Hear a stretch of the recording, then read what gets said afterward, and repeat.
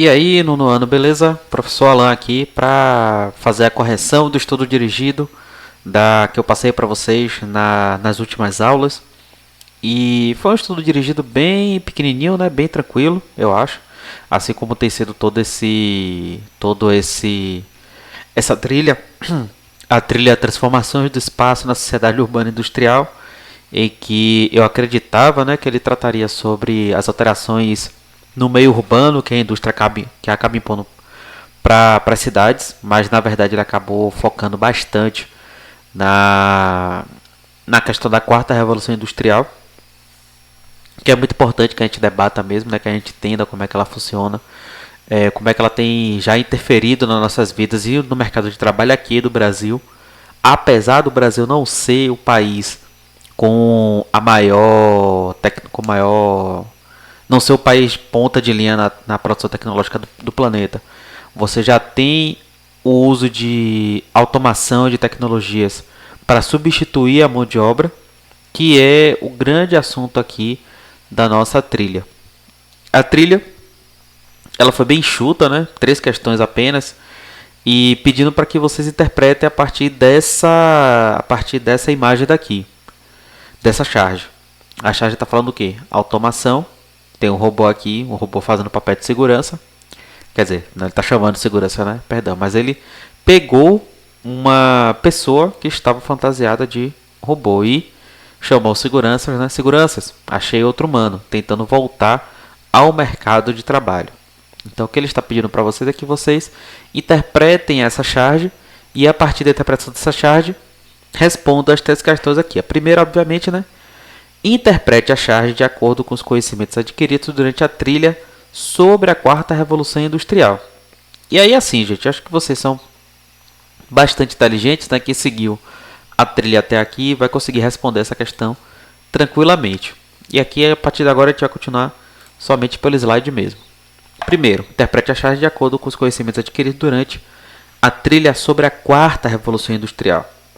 Característica da quarta revolução industrial, gente, é que ela é tecnológico informacional, ou seja, ela começa a utilizar, a aplicar os conhecimentos da informática e da automação, daí que vem o nome da informação também, no processo produtivo, de tal modo que a tendência de substituição da mão de obra humana ela já se torna uma realidade e já se torna uma presença no mercado de trabalho que a minha geração está vivendo, que a geração de vocês também vai viver. Então vamos lá, interpretação da charge, né? A charge ela está tratando do desemprego causado pela automatização, automação e pela robotização, ou seja, o uso de robôs para automatizar a produção, que são típicas da quarta revolução industrial. E aí o empregado tenta retornar ao seu antigo trabalho fantasiando-se de robô, e ele foi pego pelo robô que trabalhava na indústria. Isso significa que a mão de obra humana tem sido substituída por mão de obra automatizada. E, por mais que essa ainda não seja a nossa realidade na indústria, essa ameaça aos empregos já aparece no setor de serviço e comunicação. E aqui, gente, vem um ponto também, que é o ponto que foi bastante batido durante a trilha, que é a questão da qualificação.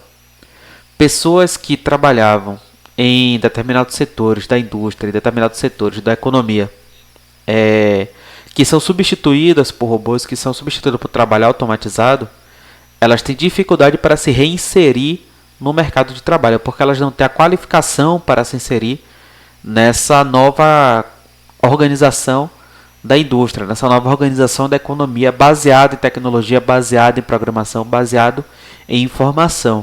Por isso que esse trabalhador tentou se fantasiar e voltar para o mercado de trabalho fantasiado de robô, certo? Então é importante se atentar para esse ponto também.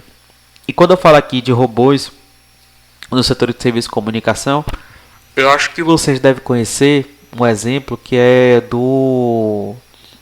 das ligações automáticas. A Vivo mesmo, eu tenho um chip da Vivo que eu comprei aqui em Ceabra já. A Vivo é bastante vezeira em fazer ligações automáticas para os seus clientes, né? Oferecendo produtos, oferecendo promoções, oferecendo serviços. E aí é importante a gente pensar o robô, a gente tentar tirar um pouco essa imagem do robô como essa figura aqui de ferro, o Android, né? Essa figura automatizada física que a gente vê. A automatização da produção ela também pode acontecer por meio do uso da informação, certo? Você pode simplesmente, tem programas que fazem isso, né? Sintetizam uma voz e essa voz ela a partir de determinados algoritmos, de determinados comandos de programação que você lança para ela, ela vai fazer as ligações e oferecer os serviços específicos para determinados clientes. Então, se já é possível programar uma voz para fazer essas informações, você já não precisa mais, por exemplo, contratar o call center. Você já não precisa mais contratar o operador de telemarketing, a pessoa que fica no telefone oferecendo esse serviço. Então, já é um emprego a menos no mercado de trabalho, certo? Por que eu estou falando isso? Porque quando a gente fala de revolução industrial, quando a gente fala de indústria, quando a gente fala de revolução industrial, a gente não está falando única e especificamente de indústria. A gente está falando de organização da economia mundial que se altera pela chegada de uma nova tecnologia. A gente viu isso na nossa primeira aula. A máquina a vapor alterou a economia, criou a indústria.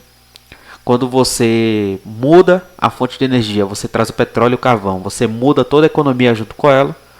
Quando chega a indústria petroquímica e a informática, a computação mais pesada, ela também altera o modo produtivo mundial.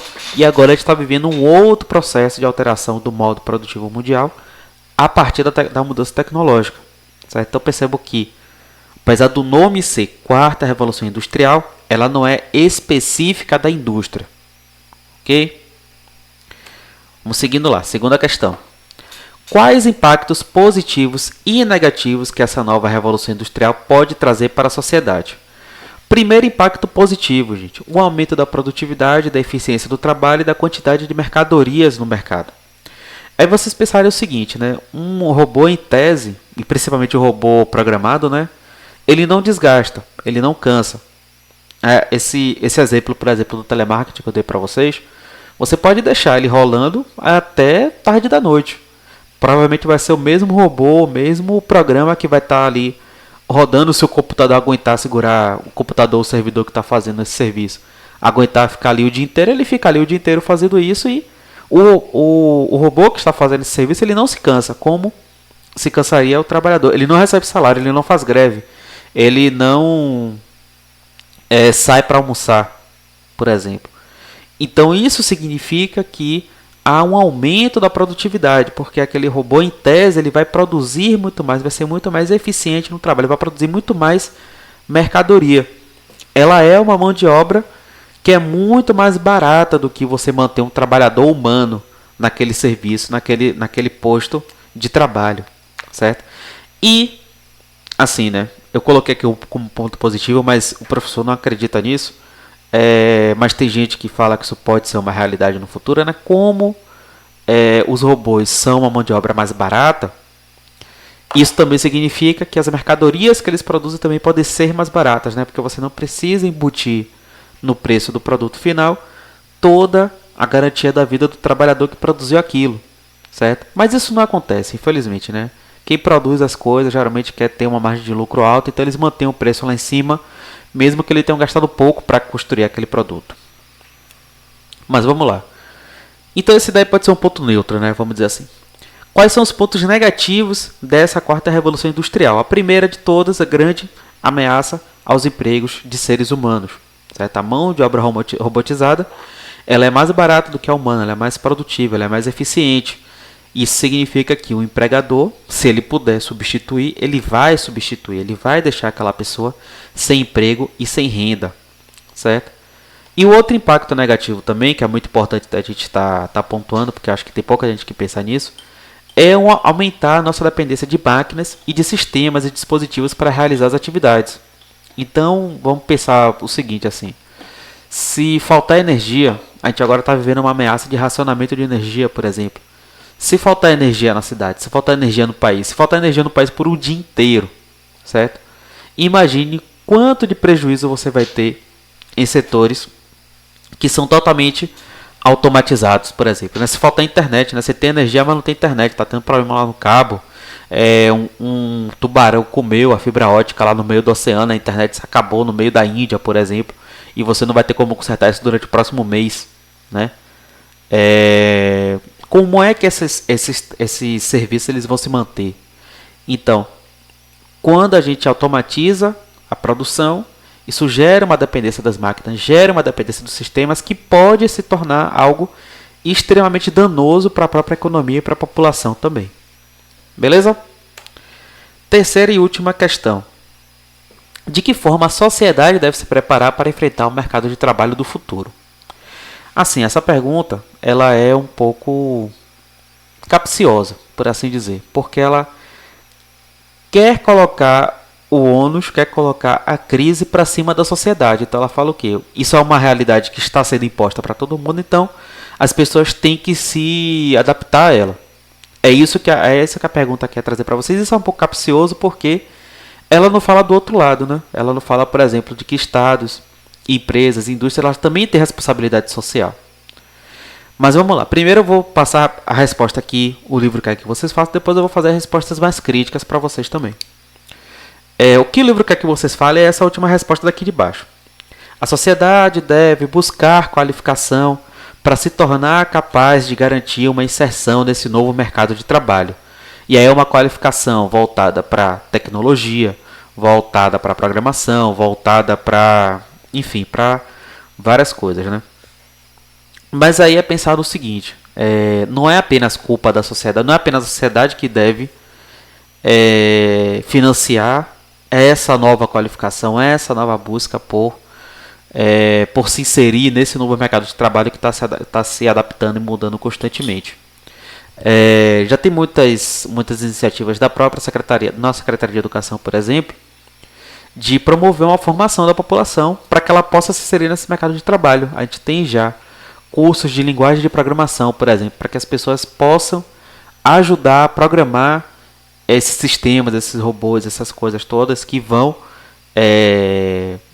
atuar no serviço, que vão atuar na indústria e na economia. Uma outra forma também, acho que aqui é importante de colocar, então acho que primeiro, né, vamos voltar aqui, é importante que o Estado ele possa promover ações coletivas para que essa qualificação chegue nas pessoas, para que essa qualificação chegue nos empregados atuais e nos futuros empregados também, para que eles possam se inserir efetivamente nessa quarta revolução industrial. É importante para a economia, para o setor produtivo, que eles consigam abrir novas vagas de emprego em áreas de suporte às indústrias de alta tecnologia. E aí, que área de suporte que eu diga, por exemplo, manutenção de computadores, né? Fabricação de computadores, fabricação de chips, fabricação de peças, que ainda são setores que não foram totalmente automatizados, que poderiam absorver esse mercado de trabalho que ficou desempregado, por exemplo. E por fim, gente, acho que é muito importante isso daqui também, a sociedade ela pode lutar de forma organizada por melhores condições de trabalho, para evitar que esse desemprego, esse ônus, essa necessidade de qualificação seja jogada apenas no trabalhador, né? Essa dificuldade de qualificação e de inserção e também essa necessidade de se adaptar ao novo mundo. Isso não pode ser colocado apenas no trabalhador. As empresas também precisam pensar na sua responsabilidade social ao demitir milhões e milhões de pessoas para colocar um robô para realizar aquele trabalho. Quais são as consequências disso, né? Então a organização dos trabalhadores ela acaba servindo para que as empresas possam exercer o seu papel social também. Beleza? Bom, são essas as 3 questões. Eu espero que vocês tenham compreendido esse assunto. A partir da próxima aula a gente vai começar a próxima trilha, a trilha 10, certo? Um abraço a todos e até mais. Tchau. Interromper.